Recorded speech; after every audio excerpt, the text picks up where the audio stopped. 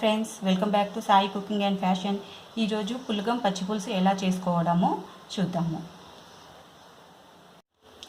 3/4 glass బియ్యం తీసుకున్నానండి.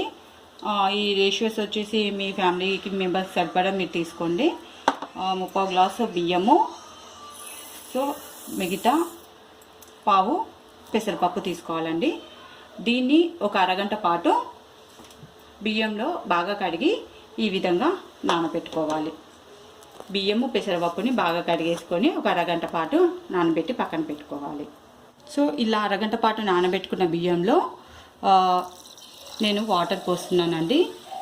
మనం ఏ గ్లాసుతో పాటుగా బియ్యం తీసుకున్నామో ఆ గ్లాస్ తోటి 3 గ్లాసుల నీళ్ళు తీసుకోవాలండి. ఇవి నా దగ్గర ఉన్నాయి పాత బియ్యము.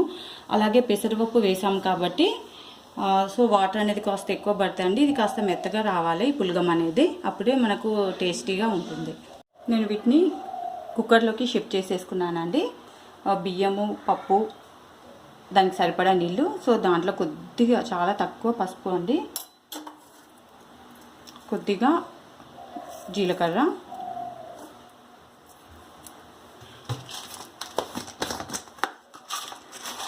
కొద్దిగా ఉప్పు వేసుకోవాలండి. ఇక్కడ నేను రాళ్ళ ఉప్పు యూజ్ చేస్తున్నాను, మీకు ఏది వీలుగా ఉంటే అది వేసేసుకోండి.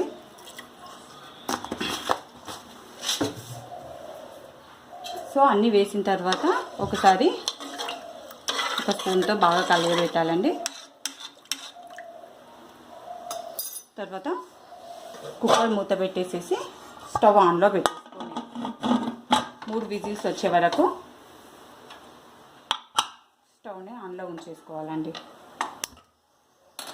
పులుసుకు ముందుగానే నేను చింతపండు నానబెట్టుకొని ఇలా పిసికి రసం వేడి చేసుకుంటున్నానండి.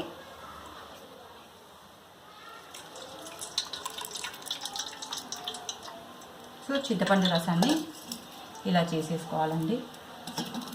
సో తీసి పెట్టుకున్న చింతపండు రసంలో మనం సరిపడేంత వాటర్ మిక్స్ చేసుకోవాలండి. దాని తర్వాత పచ్చి ఉల్లిపాయ ముక్కలు,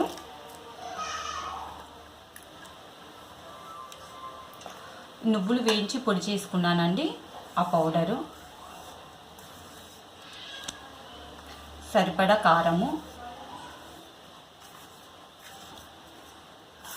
రుచికి సరిపడా బెల్లం వేసుకోవాలండి. పచ్చిపులుసు తీయగా ఉంటుందండి.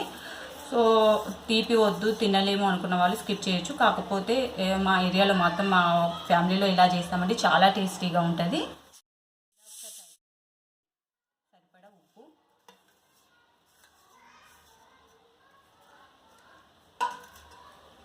అన్నీ వేసుకొని ఒకసారి బాగా కలబెట్టుకోవాలండి. సో తర్వాత ఇలా అలా తయారు చేసుకున్న దాని తర్వాత మనము పోపు పెట్టేసుకొని ఆ పోపుని రసంలో కలిపేసుకోవాలండి. వేడెక్కిన తర్వాత ఆవాలు, కొద్దిగా జీలకర్ర, వెల్లుల్లి, ఎండుమిర్చి, కరివేపాకు, ఇలా పోపుని ఇంట్లో వేసేసి కొద్దిగా పసుపు కూడా వేసుకోవాలండి, వేసి కలిపేసుకోవాలండి. సో పచ్చిపులుసు రెడీ అండి. చాలా ఈజీగా అయిపోతుందండి, చాలా ఫాస్ట్గా అవుతుంది. In the same time healthy పర్పస్లో కూడా చూసుకున్నాం కానీ చాలా మంచిదండి.